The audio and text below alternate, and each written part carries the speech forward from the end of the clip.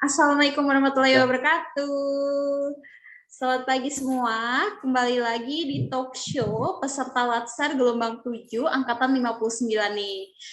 Kembali lagi dengan saya dan bertemu dengan saya juga sebagai host. Nama saya Tutut.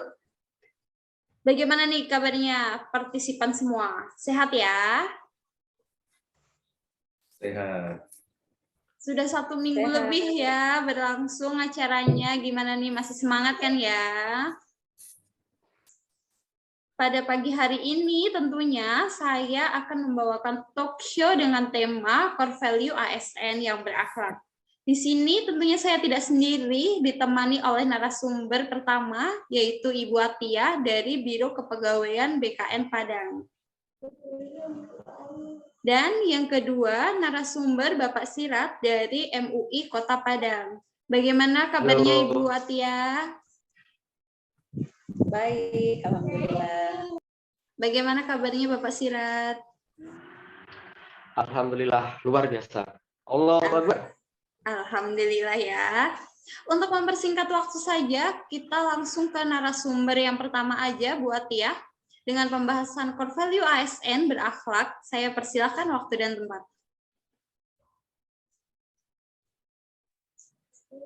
Baik, terima kasih kepada Mbak Tutut sebagai host untuk mempersilahkan saya untuk menjelaskan ya apa saja itu core value atau nilai dasar ASN. Saya share screen ke audiens ya Mbak ya. Baik, udah kelihatan ya screen-nya ya. Baik, akan saya jelaskan menurut sesuai dengan Surat Edaran Menteri Pendayagunaan Aparatur Negara dan Reformasi Birokrasi Nomor 20 Tahun 2021 tanggal 26 Agustus 2021 tentang implementasi core value dan employer branding ASN. Itu yaitu terdapat yang pertama berorientasi pelayanan, yaitu keinginan memberikan pelayanan prima kepada kepuasan masyarakat. Kata kuncinya yaitu responsivitas, kualitas, dan kepuasan. Berikut panduan perilakunya yaitu memahami dan memenuhi kebutuhan masyarakat, ramah, cekatan, solutif, dan dapat diandalkan, serta melakukan perbaikan tiada henti. Yang kedua, akuntabel, yaitu bertanggung jawab atas kepercayaan yang diberikan. Kata kuncinya integritas, komitmen, dapat dipercaya, dan transparan.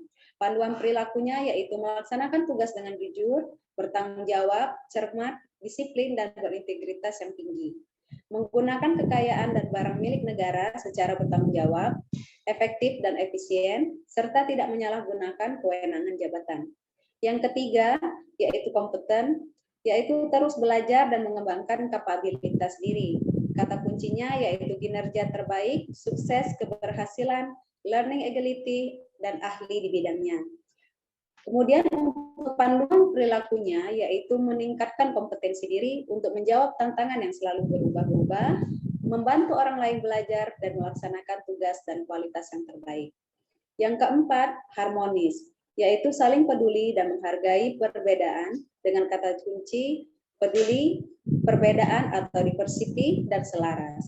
Panduan perilakunya yaitu menghargai seseorang apapun latar belakangnya, suka menolong orang lain, membangun lingkungan kerja yang kondusif. Yang kelima, loyal, yaitu berdedikasi dan mengutamakan kepentingan bangsa dan negara. Kata kuncinya komitmen, dedikasi, kontribusi, nasionalisme, dan pengabdian. Panduan perilakunya yaitu memegang teguh ideologi Pancasila, Undang-Undang 1945, NKRI, serta pemerintahan yang sah, menjaga nama baik ASN, pimpinan, instansi, dan negara, serta menjaga rahasia jabatan dan negara. Yang keenam yaitu adaptif, yaitu terus berinovasi dan antusias dalam menggerakkan serta menghadapi perubahan. Kata kuncinya inovasi, antusias terhadap perubahan, dan proaktif.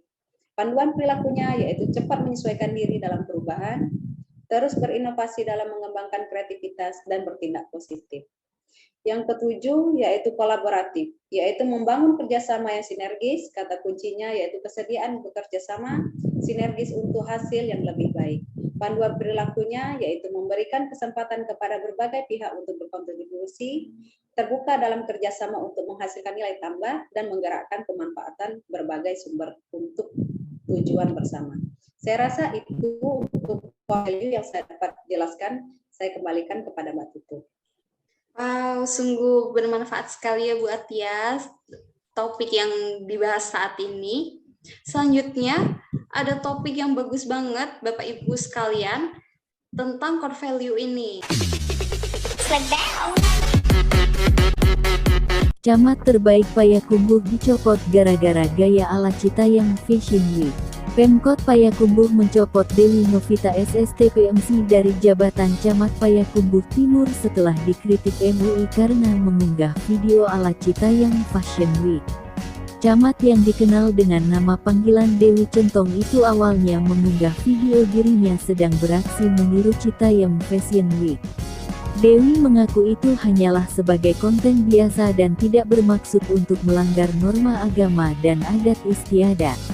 Konten yang diunggah Dewi tersebut ramai mendapatkan sorotan dari media hingga lembaga MUI Payakumbuh turut mengomentari postingan tersebut. MUI Payakumbuh melaporkan Dewi Centong ke Wali Kota hingga imbasnya Dewi Centong dicopot dari jabatannya sebagai Camat Payakumbuh. Lalu Dewi Centong tak berhenti di situ saja, ia kembali curhat di media sosialnya. Dewi mengaku aksinya menirukan Citayam Fashion Week untuk mempromosikan kain tenunan khas daerahnya yakni tenun balai panjang. Dewi juga sempat menuliskan kata-kata terima kasih kepada MUI Payakumbuh telah menghancurkan impian dirinya dan kedua anaknya.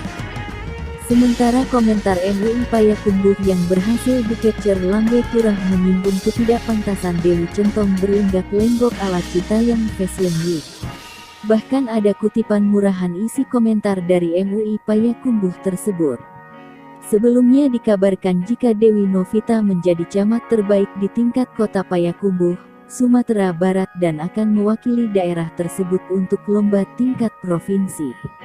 Sekretaris Daerah Kota Payakumbuh Wida Ananda di Payakumbuh, Kamis mengatakan lomba kompetensi camat tingkat kota Payakumbuh tahun 2022 itu guna meningkatkan motivasi kerja aparatur kecamatan dan penyelenggaraan pembinaan terhadap camat. Nah, dengan fenomena seperti ini, bagaimana tanggapannya Bu Atia selaku Biro Kepegawaian BKN dari BKN Padang tentunya, yang seperti yang disampaikan tadi, ini merupakan penyimpangan di core value ASN ya, pada panduan perilaku loyal nggak sih Bu? Bagaimana tanggapan Ibu? Saya persilahkan. Baik, terima kasih ya Mbak. Oke, kalau kita melihat fenomena ini, saya rasa untuk tujuan dari Ibu Camat itu sendiri sebenarnya positif ya. Dia ingin memajukan pariwisata dan mungkin juga di sana juga ada lomba-lomba ya dalam tingkat provinsi. Tetapi terkait video tersebut, itu nanti kan kita akan melihatnya dalam core value atau nilai dasar seorang KSN tersebut. Nanti kita akan mengkategorikannya yaitu dengan kategori loyal. Nah, kenapa kita mengkategorikan itu sebagai pelanggaran dari kata loyal itu sendiri? Yaitu terdapat di poin menjaga nama baik ASN, pimpinan, instansi, dan negara. Nah, kenapa kok harus dijaga nama baik ASN tersebut? Apa sih yang dilanggar? Karena di loyal yang terdapat di poin menjaga nama baik ASN, pimpinan, instansi, dan negara itu ada beberapa kode etik dan kode perilaku ASN yang harus berpanduan perilaku loyalnya terhadap aturan tersebut. Seperti yang pertama, melayani dengan sikap hormat, sopan, dan tanpa tekanan. Yang kedua, memegang teguh nilai dasar ASN dan selalu menjaga reputasi dan integritas ASN. Ketiga, melaksanakan tugasnya dengan cermat dan disiplin. Yang keempat, melaksanakan ketentuan peraturan perundangan mengenai disiplin pegawai ASN. Dan yang terakhir yaitu menjaga agar tidak terjadinya konflik kepentingan dalam melaksanakan tugasnya. Nah, sedangkan di dalam video tersebut, Ibu Camat itu sendiri telah mencoreng nama baik instansi di tempat Ibu Camat itu bekerja, dan juga melanggar kode etik di bagian memegang teguh nilai dasar ASN dan merusak reputasi dan integritas ASN, serta dia tidak menjaga. Dari perbuatan tersebut akhirnya terjadi konflik kepentingan, sehingga ada beberapa masyarakat dan aduan yang mengajukannya kepada kita. Saya rasa seperti itu, Mbak. Oke, Bu. Dari Biro Kepegawaian BKN Padang, tentunya hal ini termasuk penyimpangan dari core value ASN ya, Bu ya. Bagaimana nih tanggapan dari Bapak MUI, Bapak Syirat, dilihat dari segi agama, Pak, bagaimana? Saya persilahkan. Halo, suaranya sudah terdengar, Mbak? Siap, sudah, Pak. Assalamualaikum warahmatullahi wabarakatuh. Terima kasih atas waktu yang diberikan ya, Mbak. Menurut saya, konten tersebut tidak sesuai dengan norma agama dan budaya adat Minangkabau yang bernafaskan Islam, Mbak. Di mana falsafah adat Basandi syarak Basandi Kitabullah menjadi acuan hukum dan norma di masyarakat. Dari tayangan video tadi, terlihat beliau menggunakan jilbab, tapi pakaian tersebut bukan mengikuti apa yang diajarkan syariat Islam. Dalam kaidahnya, pakaian muslimah harus menutupi aurat secara sempurna, Mbak. Tidak boleh ketat atau memperlihatkan lekuk tubuh, kemudian transparan, kemudian yang berpotensi tersingkap, Mbak. Apalagi model fashion yang beliau ikuti tersebut tabarut orang-orang jahiliyah yang dikecam dalam syariat. Ada sumbernya, Mbak, itu, Mbak, di Quran surat Al-Ahzab ayat 33. Hal ini bertentangan dengan karakter gadis Minang, yakni budaya malu. Terima kasih, Mbak, itu yang bisa saya sampaikan, Mbak. Oke, Bapak, terima kasih. Nah, setelah tanggapan dari Ibu Atia dan juga Bapak Syirat yang mewakili dari Biro Kepegawaian dan perwakilan dari MUI, tentunya pasti ada partisipan yang beribu-ribu banyak ini akan turut juga menanggapi video tersebut. Untuk partisipan yang ingin menanggapinya, boleh raise hand.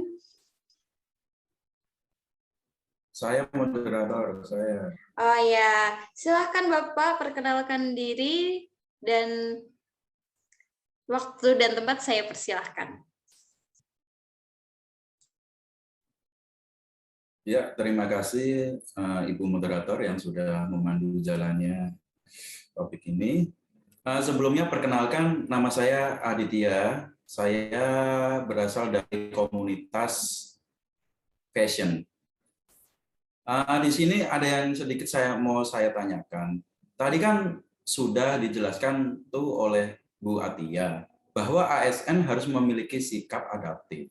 Nah, dari yang saya tangkap, adaptif itu kan harus menyesuaikan diri terhadap perubahan dan terus berkreasi. Sedangkan dari pernyataan Ibu Dewi selaku camat, dia hanya bertujuan untuk memancing kreativitas kaum muda. Jadi nggak ada salahnya dong untuk berkreasi seperti itu. Terima kasih. Oke, Bu Atia. Bagaimana Bu tanggapannya dari Bapak Adit sebagai penggiat fashion? Waktu dan tempat saya persilahkan. Oke, kepada Bapak Adit, terima kasih atas pertanyaannya. Ini menarik sekali ya, Mbak ya. Karena pengertian adaptif itu sendiri di dalam nilai dasar ASN atau core value itu, yaitu suatu proses yang menempatkan manusia yang berupaya untuk mencapai tujuan-tujuan atau kebutuhan untuk menghadapi perubahan lingkungan dan kondisi sosial yang cenderung selalu berubah-ubah di dalam organisasi kerja. Nah, jadi maksudnya di adaptif di sini yaitu kita harus cepat-cepat nih menyesuaikan diri di dalam perubahan kondisi cara kerja, di dalam organisasi yang cenderung selalu berubah-ubah. Jadi bukan untuk adaptif dalam melakukan tren yang lagi tren, kemudian kita harus mengikuti, dan yang tidak berdasarkan nilai-nilai dasar ASN atau core value. Sudah cukup Bu Atia. Bagaimana Bapak Adit dengan penjelasan Bu Atia tadi? Masih boleh untuk menanggapi? Boleh, silakan. Baik Ibu, tapi kan terkadang dari Dinas Komunikasi dan Informatika daerah setempat itu sifatnya kaku dan tidak mengikuti perkembangan zaman yang saat ini ada. Sedangkan kaum muda saat ini dengan jiwa mudanya, mereka mudah untuk mengabadikan sesuatu melalui media sosial yang di mana cepat viral sehingga menjadi daya tarik destinasi pariwisata setempat. Ya, baik. Untuk dalam mempromosikan sektor wisata itu sebenarnya hal positif. Kita para ASN di sini berfungsi sebagai menerima ide-ide tersebut atau sebagai penyalur ide tersebut kepada khalayak ramai. Sehingga jika ada ide-ide dalam mempromosikan suatu daerah tersebut, silahkan dikirim kepada dinas yang terkait. Dan jika memang daerah tersebut layak untuk dipromosikan, maka kita akan mempromosikannya dengan cara yang sesuai dengan aturan yang berlaku. Sehingga para ASN itu sendiri pun yang melakukan fashion week di jalan seperti video tersebut, melainkan kita akan bekerja sama dengan pihak lain yang lebih profesional dalam membuat video tersebut. Sehingga dalam segi mempromosikan wisata itu kita dapat, serta kita bisa menjaga nama baik instansi ASN itu sendiri. Saya rasa begitu, Mas. Oh, oke Ibu, baik. Jadi seperti itu yang Ibu maksud. Iya. Jadi mungkin kedepannya nih Ibu, kita sebagai penggiat fashion juga bisa diajak kerjasama dengan dinas terkait untuk mempromosikan pariwisata daerah sehingga kami tidak menyalahi aturan. Begitu saja Ibu, terima kasih. Ya, silakan.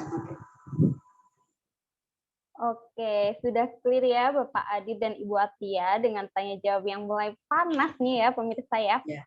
Nah, masih ada sedikit waktu untuk partisipan selanjutnya yang ingin bertanya boleh raise hand.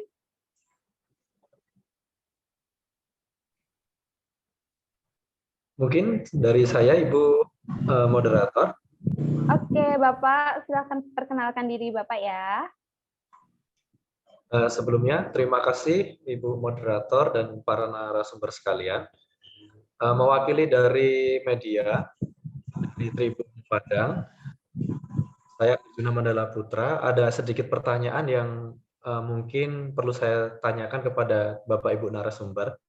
Yang pertama, terkait aktivitas yang dilakukan oleh Ibu Camat pada saat melaksanakan Fashion Week atau meniru gaya Fashion Week itu, apakah beliau berada pada luar jam dinas beliau, dan apakah hal itu termasuk melanggar kode etik dari ASN? Seperti yang Ibu jelaskan tadi, ada beberapa kode etik khususnya pada loyalitas. Mungkin demikian pertanyaan pertama dari saya, Ibu. Bagaimana nih Bu Atia dan Bapak Sirot? Dari lontaran pertanyaan dari media Tribun Padang nih, waktu dan tempat saya persilahkan. Baik, mungkin saya jawabnya ya, untuk melanggar kode etik atau tidak gitu. Kalau kita lihat dari segi video ya, dari segi video itu maka kita bisa melihat bahwa video itu dilakukan pada siang hari dan para ASN itu ya memakai baju dinas gitu, sehingga menurut kesimpulan bahwa pengambilan video tersebut itu dalam jam kerja. Nah, berarti pada jam kerja ya Ibu? Iya, dalam jam kerja, sehingga kalau kita melihat kepada kode etik maka itu sudah melanggar aturan ya. Karena kita itu berdasarkan dari nilai-nilai dasar ASN atau core value itu dari berakhlak, yaitu yang pertama yaitu berorientasi kepada pelayanan. Sehingga kalau dilihat kita melihat video tersebut, artinya Ibu Camat ini mementingkan pembuatan video tersebut daripada melayani kebutuhan masyarakat yang ada di kantornya, gitu. Oh, baik Ibu. Berarti dapat kami terima bahwa kejadian tersebut memang berada pada jam dinas. Lantas begini Bu, terkait dengan hal tersebut, apakah walaupun itu pelanggar kode etik sekalipun, sanksi yang diterima oleh Ibu Camat ini adalah berujung pada pemecatan langsung? Ataukah ada tinjauan terhadap nilai-nilai ataupun norma etik dari ASN sebelumnya Ibu? Mohon dijelaskan kepada kami Bu. Ya, baik. Untuk diberhentikan secara langsung itu mungkin tidak ya, itu karena hoax ya, karena kita ini ada aturan, kita ada prosesnya itu tersendiri. Jadi kita tidak semena-mena mendapatkan aduan, kemudian kita harus langsung memberhentikan yang bersangkutan. Kita ada proses. Nah, proses itu bagaimana? Proses itu kita lihat videonya, kemudian kita panggil ya para ASN yang melakukan di video tersebut, kita tanya maksud dan tujuannya membuat video itu apa, kemudian kita panggil saksi-saksi juga, sehingga dari pernyataan mereka itu kita mendapatkan kesimpulan. Nah, kesimpulan itu kita laporkan kepada pimpinan, sehingga para pimpinan mengambil keputusan. Dan keputusan kepada ASN yang melakukan video tersebut, yaitu bukan diberhentikan, tetapi kita hanya memindah tugaskan beliau dari menjadi Ibu Camat itu menjadi sekretaris Satpol PP Payakumbuh. Jadi kalau di luaran sana ada berita gara-gara video tersebut diberhentikan, itu mungkin hoax ya. Makanya saya jelaskan di sini kita ada aturan dan proses dalam menanggapi isu atau aduan dari masyarakat. Baik Ibu, berarti dapat kami terima bahwa ada proses lebih lanjut sebelum pencopotan tersebut. Iya. Mungkin dari kami mewakili media massa atau media pers, terima kasih. Cukup sekian. Oke, terima kasih ya Bapak Arjuna yang sebagai perwakilan dari pers tentunya. Nah, untuk Bapak MU ini, Bapak Sirat, bagaimana nih dilihat dari segi agama? Saya persilahkan.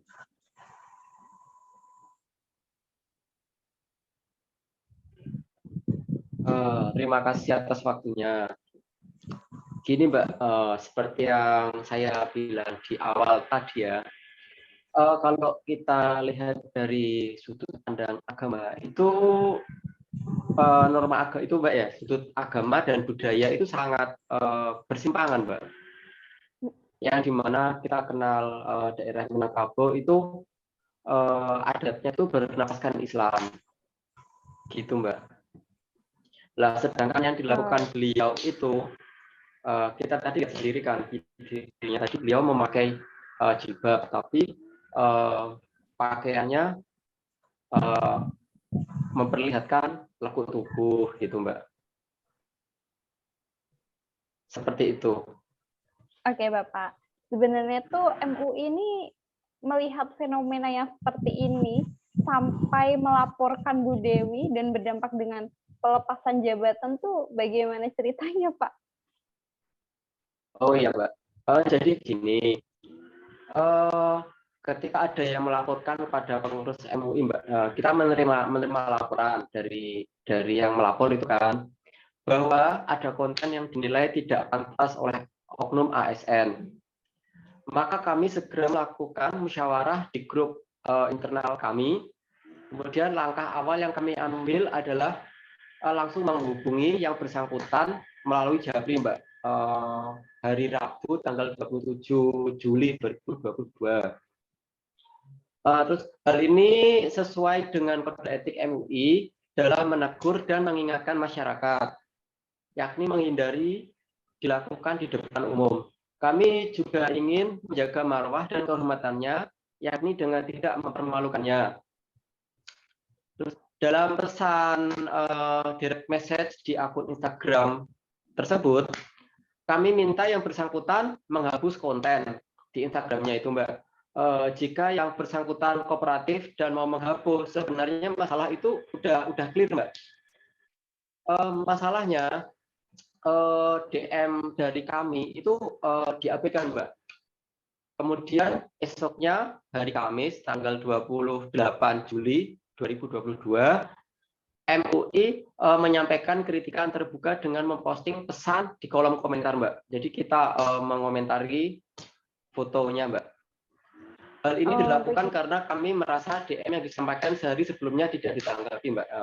DM kita tidak direspon, gitu, Mbak. Setelah heboh karena komentar akun MUI, barulah yang bersangkutan membalas pesan DM tersebut. Kemudian yang bersangkutan menyampaikan ingin bertemu dan sebagainya. MUI Payakumbuh bersedia dengan pintu terbuka melayani permintaan tersebut dan sudah disampaikan pada Ketua Komisi Bidang Perempuan. Namun keinginan yang bersangkutan tidak pernah diwujudkannya, Mbak. Kami tidak menerima follow up dari ucapan yang bersangkutan. Perlu kami tegaskan, Mbak, di sini, Mbak. Sikap MUI dalam menegur yang bersangkutan dan memberikan pertimbangan kepada atasan yang bersangkutan telah berdasarkan kepada syarat Marato ada hikmah makai yang berlaku, Mbak, bahwa ranah Minang mempunyai kekasan nilai dan kearifan lokal. Sehari setelahnya, Mbak, bertepatan hari Jumat tanggal 29 Juli ya, Mbak, kami mendapatkan laporan bahwa yang bersangkutan dinobatkan sebagai camat terbaik, Mbak, oleh Sekda Kota Payakumbuh.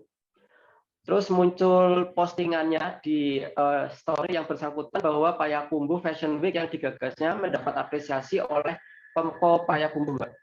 Saat itulah kami minta difasilitasi untuk bertemu dengan Wali Kota Payakumbuh, Mbak. Pada hari Selasa tanggal 2 Agustus 2022, melalui Kabag Kesra Kota Payakumbuh, kami difasilitasi bertemu dengan Wali Kota Payakumbuh. Kami menyampaikan sejumlah aduan dari masyarakat terkait pemberantasan penyakit masyarakat, Mbak.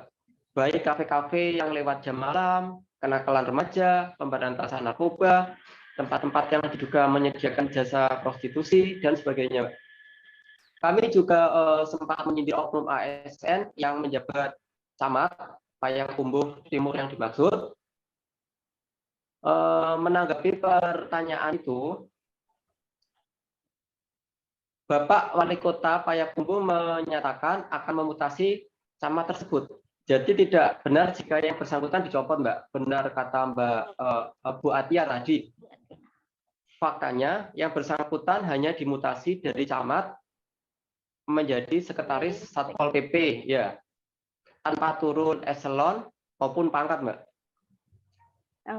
Kami harapkan yang bersangkutan dan masyarakat Kota Payakumbuh secara umum bisa mengambil hikmah dari peristiwa ini. Jika yang bersangkutan tetap ngotot dan bersikeras dengan sikapnya, kami khawatir yang bersangkutan hanya sedang mencapiak baju di badan.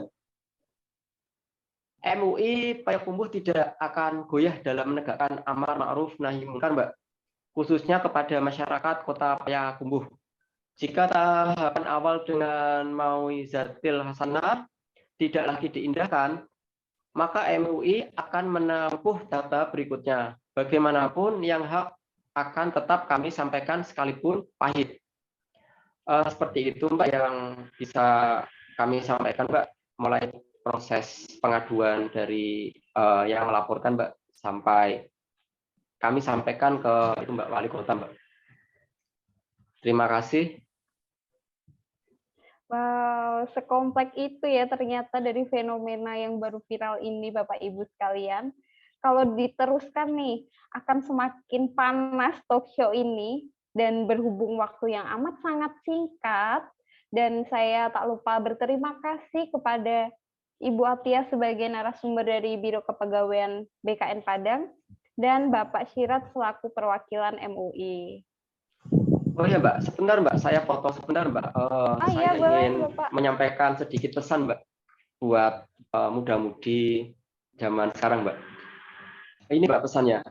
Jangan latah mengikuti apa yang sedang viral, apalagi seorang pejabat publik yang seharusnya menjadi contoh atau tauladan bagi masyarakat. benar kata Bu Atia tadi, kalau ingin mengenalkan daerahnya, ya lakukan sesuai syariat yang berlaku. Gitu, Mbak. Terima kasih. Oke. Nah, pemirsa sekalian, ingat ya pesan dari Bapak Perwakilan MUI. Jangan latah terhadap yang viral-viral nih ya.